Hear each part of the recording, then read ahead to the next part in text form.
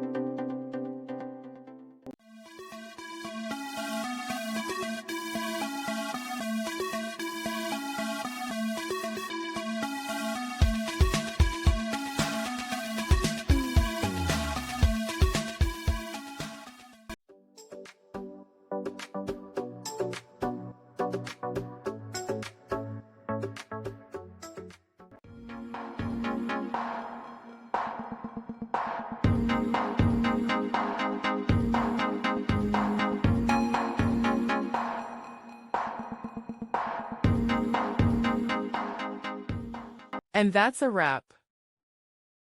I hope you found the answer you were looking for. If you did, take a second to hit that subscribe button. It really helps out.